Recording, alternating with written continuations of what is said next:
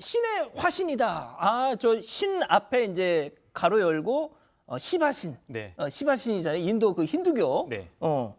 자, 이게 뭔 소리입니까, 이거? 네, 이게 50대 남성이 한의사들을 속여서 돈을 빼낸 사건인데요. 좀 특이한 사건인데 앵커 말씀대로 힌두교의 신인 시바신의 화신이라고 자신을 소개를 했다고 합니다. 50대 남성이었는데 물리치료사 출신이었습니다. 평소에 지인 소개로 동양 철학이나 사상의학에 관심이 많던 한의사 2명을 알게 됐다고 하고요.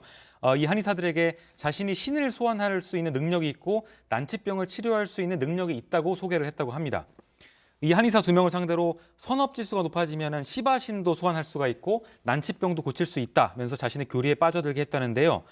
이 한의사 2명도 이후에는 이 범행에 가담하게 됩니다. 이 한의사들 역시 내가 개발한 치료법으로 앞으로 창궐할 전염병을 치료할 수 있다. 주변에 이렇게 말을 했다고 하고요. 또 난치병 환자를 포함해서 정기적인 모임을 가지면서 해탈의 법칙, 빙의 처리법 등을 설교했다고 하는데요. 이렇게 사람들을 속여서 돈을 뺏은 혐의로 결국 재판에 넘겨졌습니다. 이거 좀 발음을 좀 조심해서 해야 될 것 같아요. 시바신.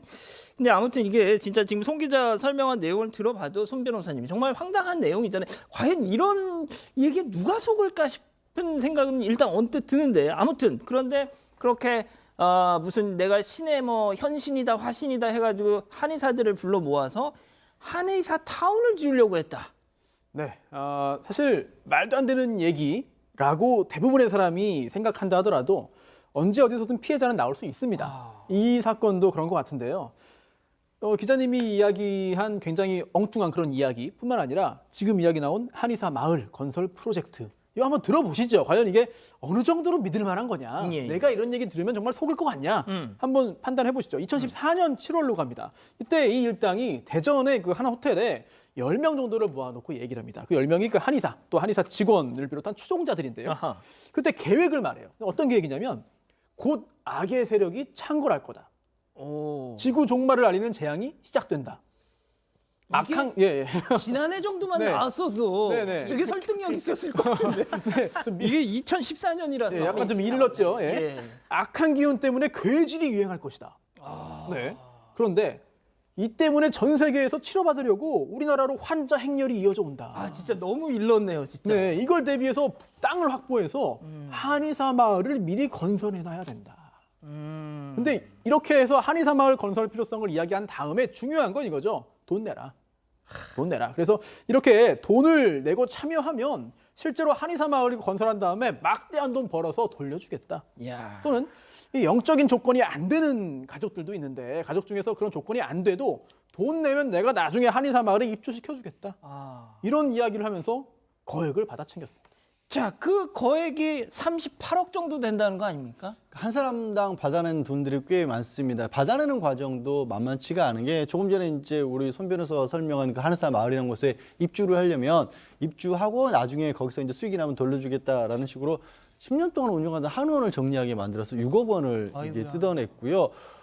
또 피해자 한 사람은 주식으로 굉장히 돈을 좀 버셨던 모양입니다. 그런데 그렇게 돈벌이라니까 신이 화났다, 신이 분노했다. 그러니까 그 수익금 바쳐라. 그래서 또 1억 5천만 원을 편취를 하고 집에 악신이 많이 꼈는데 이거 정화를 시켜야 한다라는 명목으로 또 1억 3천만 원. 이런 식이다 보니까 10명, 숫자는 많지 않은데 액수는 38억 원에 달하고 있습니다.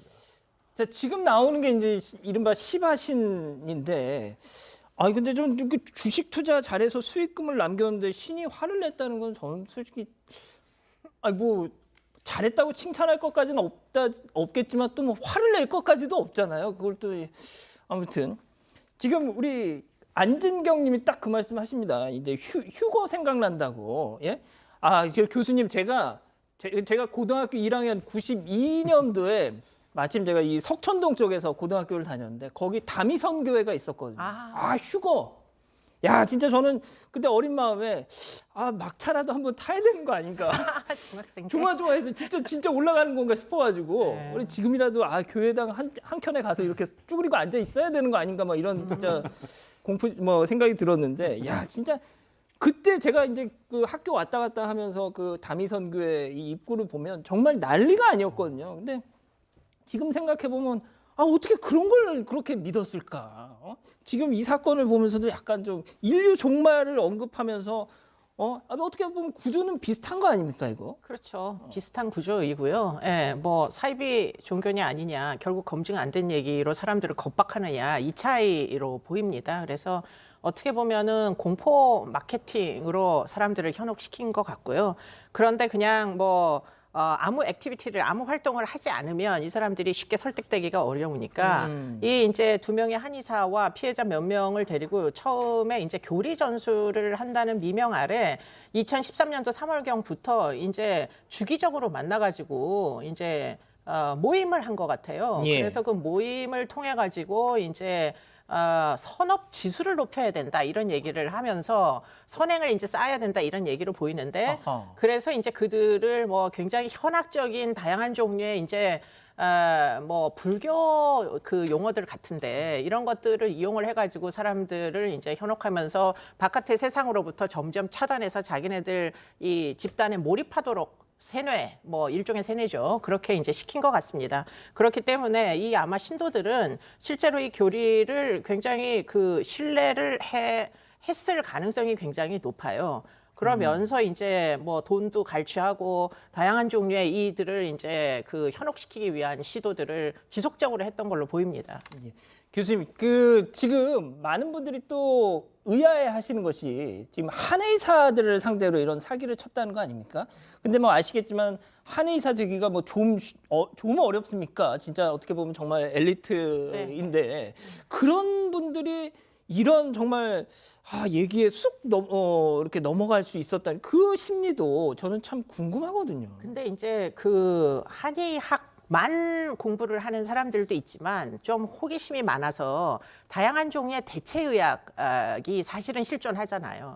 그렇기 때문에 그런 대체의학에 호기심을 갖는 분들은 지금 어떤 뭐 이런 수련 이제 뭐 요가도 비슷한 거 아닙니까? 사실은 한의학에서 내려오는 정설만은 사실 아닌데 문제는 그런 종류의 이제 대체의학적인 다양한 방법이라고 처음에는 현혹을 시켰던 것 같아요. 그래서 아픈 사람 지금 내용을 보면 다 무슨 뭐 지구 종말이 질병으로 온다는 얘기거든요. 그렇기 때문에 아픈 사람들을 이런 식으로 자기네들이 이제 그 전수하는 그런 건강 유지법을 위해서 치료를 하자 뭐 이렇게 접근을 한 것 같고요. 그러다 보니까 한의사 두 명은 사실은 이제 뭐 다양한 종류의 대체약이 세상에 존재할 거다라고 생각을 했기 때문에 지금 이 사람에게 설득이 된 것 같고요. 그랬군요. 이 사람 자체도 물리치료사였습니다. 그렇군요. 네.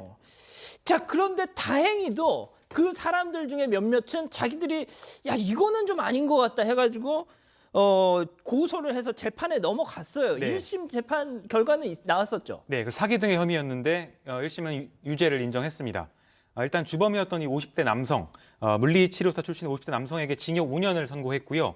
공범 2명, 한의사 2명이었는데 각각 징역 6년, 징역 1년 선고했습니다. 처음에는 속았지만 이후에는 범행에 가담을 했고 또 편취한 금액이 크기 때문에 6년, 1년을 선고했습니다.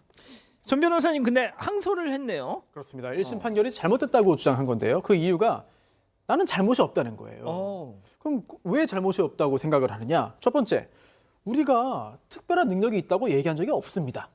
라고 주장한 거고요. 또 내가 그 신의 화실 행세를 한 적도 없고 종말이 온다고 한 적도 없습니다. 라면서 1심 판결과 상반된 주장을 했습니다. 게다가 여러 가지 행위들을 했는데 이거는 사실 치료 행위다. 이건 뭐 잘못된 행위가 아니다라고 주장하면서 1심 유죄 판결에 불복해서 항소했습니다.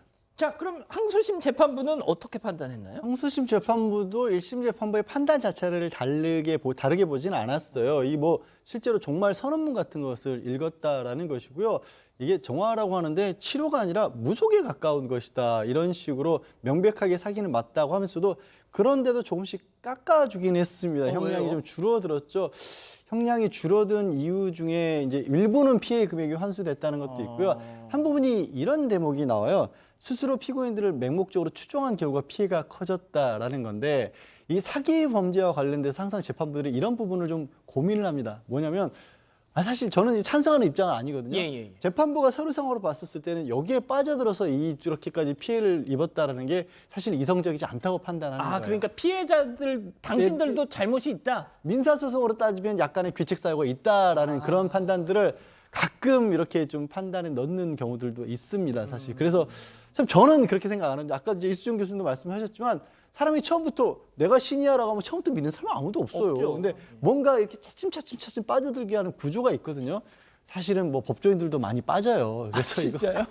아니 이게 왜 그러냐면 뭐 교수라든가 법조인이라든가 하는 의사든지 한의사나 이런 분들을 사기꾼들이 대규모 사기를 할 때 꼭 끼워 넣습니다. 왜냐하면 이 사람이 한 사람 빠지잖아요. 야, 그거 양지열 변호사도 우리한테 있어요. 이렇게 얘기하면 이게 뭔가 아 저런 사람들도 가 있네? 라는 게 더 신뢰를 주기 때문에 1차 포섭 대상이에요, 사실은. 이야 그렇군요. 알겠습니다. 아무튼 알겠습니다.